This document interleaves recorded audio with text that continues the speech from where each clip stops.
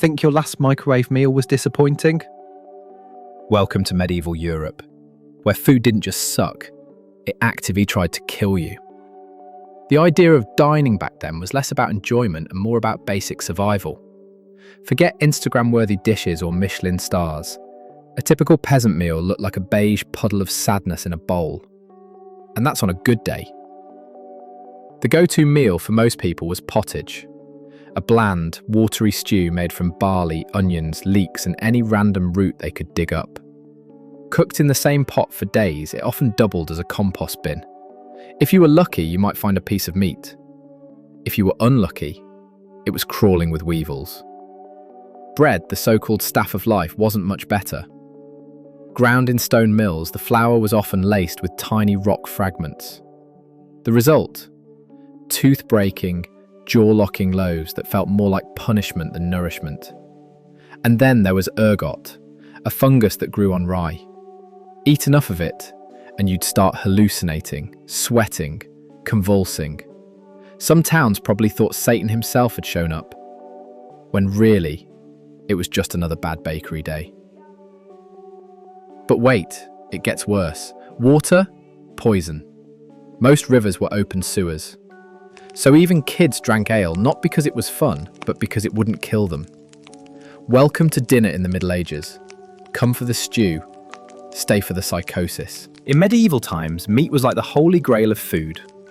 Incredibly rare for the average person and reserved mostly for the wealthy elite. For peasants, the chances of enjoying a juicy steak or even a decent chunk of meat were slimmer than winning the lottery. When meat was available, it was often a dubious bargain at best. Why? Because refrigeration didn't exist. Meat would start spoiling within hours of slaughter, especially during the warmer months. Without any way to keep it fresh, medieval folks had to get creative, or desperate.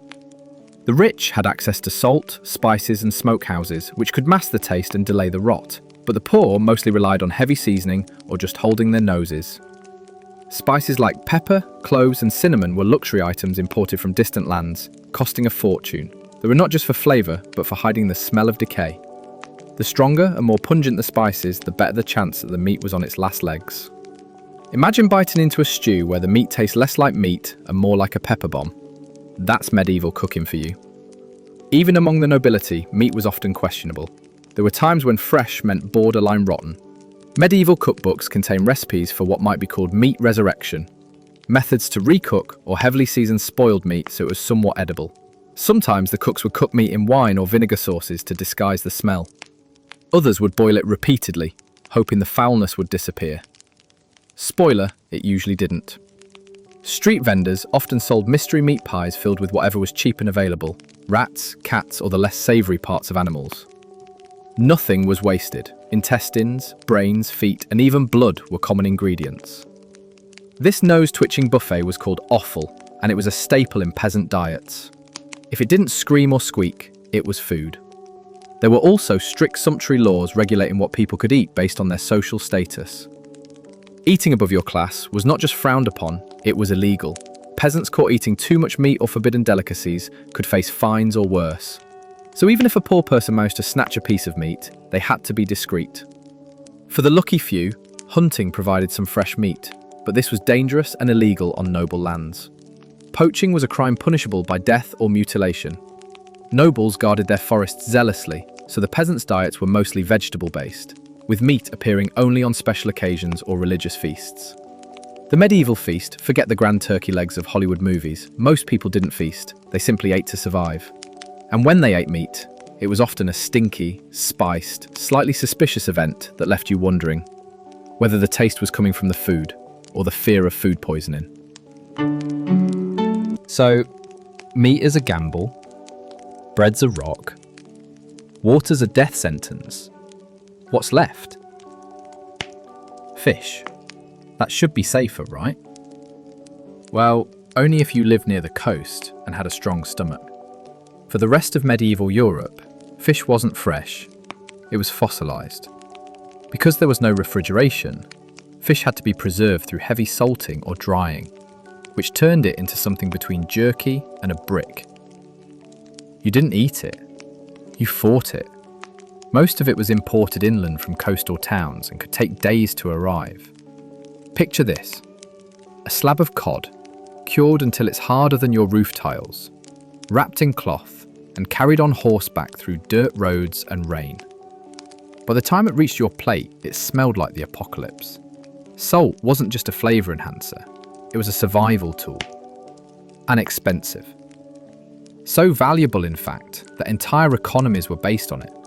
Some workers were literally paid in salt, hence the term salary. So if you were poor, salted fish was a luxury. An unsalted fish? A petri dish with fins. But hey, at least the church made sure people ate fish regularly. For holy reasons, not health ones. Meat was banned on Fridays and during Lent, so people were basically forced into this smelly compromise. Rich folks got fancy pike and salmon.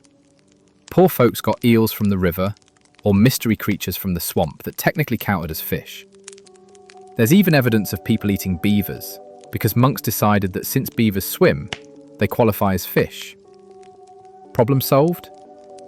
Of course, fish had to be boiled, fried, or baked to soften it, which meant more fuel, more labour, and more time. Kitchens were smoky and cramped, especially in peasant homes where cooking meant hanging a pot over a fire pit in the middle of a one-room hut. If your soup didn't boil over and burn your feet, it was a good day. But the real horror was the smell. Medieval food didn't just taste bad, it stank. Fish markets reeked. Butcher shops poured blood and guts onto the streets.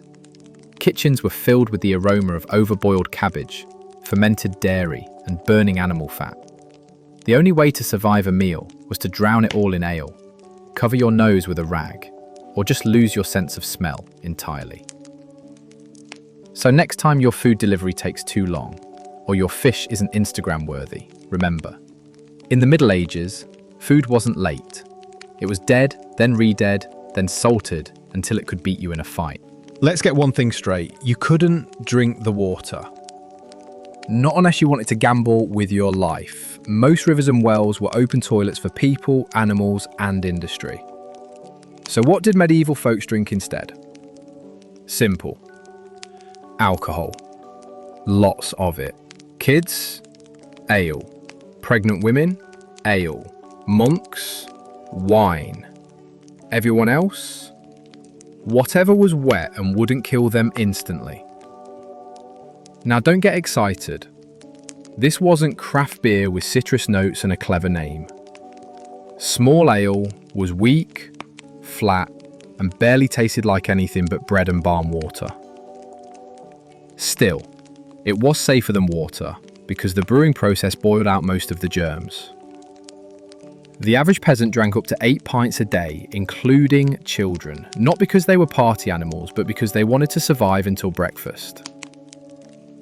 Wine was for the wealthy. In England, it had to be imported from France, which made it expensive. And storage? Well, barrels sat around until someone remembered they existed. That meant spoiled, sour wine with bits of wood, insects, or worse. Some recipes even called for mixing in resin or spices to cover the taste of decay. Think of it like medieval sangria, if the fruit had already died of plague. If you couldn't afford ale or wine, and many couldn't, you were stuck with milk, rare and unpasteurized, or buttermilk, which was sour, warm, and probably crawling with bacteria. Dairy was a gamble too, especially in the summer. So some people brewed herbal infusions, like mead or watered down cider. These were the ancestors of modern teas, but less cozy and more medicinal. Let's talk about mead, made from fermented honey. It sounds romantic until you realise it was brewed in wooden barrels, stirred with unwashed hands, and left to ferment in cellars shared with rats. Still, it was considered a drink of the gods, which is ironic considering it often sent you there early. And then there's the weird stuff. Posset. Hot milk curdled with ale or wine then spiced. Basically boozy cottage cheese. Cordell. A thick, egg-based drink used to treat illness or hangovers. Imagine drinking warm, chunky eggnog without sugar. Vinegar water. Yes, people actually mixed vinegar with water to purify it. Congratulations, you now have sad salad juice. Despite all this, nobody really knew why clean drinks mattered. Germ theory wouldn't exist for centuries. People just noticed that ale didn't make them puke as much, so they ran with it, straight to the tavern. But drinking all that liquid had consequences. You'd need a bathroom. Oh wait, there weren't any. Stay tuned, that horror story is next. You've eaten your pottage, chewed your rot bread, drank your 8 pints of ale. Now what? Nature calls. But here's the real nightmare of medieval food. What happened after? Spoiler alert, there were no bathrooms. The average peasant didn't have a toilet, plumbing, or even an outhouse. Instead, they used a chamber pot, a ceramic bowl or bucket tucked under the bed. In the morning, you dump it. Where? Out the window, into the street, right where people walked, worked, and sold bread. In some towns, you had to shout "Gardez-le" from the French "garde l'eau" as a warning before tossing your waste. If someone didn't move fast enough, they got baptized in filth. And yes, this is exactly how disease spread. Streets weren't just dirty, they were alive, with bacteria, rats, rotting food, and human poop. If you were in a wealthier home or a castle, things weren't much better. You might find a garderobe, a fancy stone seat with a hole in it, usually built into an exterior wall. Waste would fall down a shaft, often directly into the moat. That's right, the defensive water feature was also your royal septic tank. Castles like Dover in England had garderobes that dropped waste 70 feet straight down. That's a long way to fall, especially if someone was already down there cleaning it. Which brings us to one of the most cursed jobs in history, the gong farmer. Gong farmers were the medieval equivalent of sewage workers. Except instead of operating machines, they climbed into cesspits with buckets and scooped out human waste by hand. They could only work at night because the stench was so bad they were banned from public places during the day. People crossed the street to avoid them. But here's the twist. They were paid well, sometimes 4 times what a regular labourer earned. Turns out, cleaning up literal crap was one of the few ways to escape poverty. And what about toilet paper? Forget it. Most people used leaves, hay, moss, or their left hand. Wealthier individuals might use scraps of wool or linen. The ancient Romans had used sponges on sticks, rinsed in vinegar. But by medieval times, even that genius idea was forgotten. Let's not even discuss what public toilets looked like. In cities like London, public privies were holes over rivers or ditches. The smell? Unholy. People avoided them, unless absolutely necessary, and even then, it was a gamble. Some collapsed, others were already overflowing. So next time you complain about a bad bathroom at a gas station or a porta potty at a festival, remember, medieval folks would have killed for one. Literally. Because even answering nature's call back then could cost you your health, your dignity, or your life. By now you might be thinking, okay, maybe medieval food wasn't that bad. But let me save you some hope. It absolutely was. And your stomach? It wouldn't last a single day. First, food safety was a joke. No refrigeration meant meat and dairy spoiled fast. Without any understanding of bacteria or hygiene, contaminated food was the norm, not the exception. Eating spoiled food often led to food poisoning, causing vomiting, diarrhea, and sometimes death. The spice trade was booming, but for most peasants, spices were a luxury they could never afford. This meant rotting meat often came disguised under a thick coat of cheap spices, which couldn't mask the smell or the danger. Waterborne illnesses like cholera and dysentery spread rampantly. Since water was contaminated, people's main defense was drinking weak ale or beer. But even that couldn't guarantee safety. Every meal was a roll of the dice with your health. Malnutrition was common. Peasants' diets lacked protein and vitamins, leading to diseases like scurvy, vitamin C deficiency, and rickets, vitamin D deficiency. Weak, sickly, and tired, medieval people often couldn't perform the brutal physical labor required by their daily lives. The average life expectancy? Between 30 and 40 years. And that's if you survived childhood, since about 30% of children died before age 5, often due to poor nutrition or disease. Medical care was medieval in every sense. Bloodletting, leeches, and herbs. Sometimes medicine was worse than the illness. People relied on prayers and superstition more than science. The psychological toll of all this can't be overstated. Food wasn't comfort, it was fear.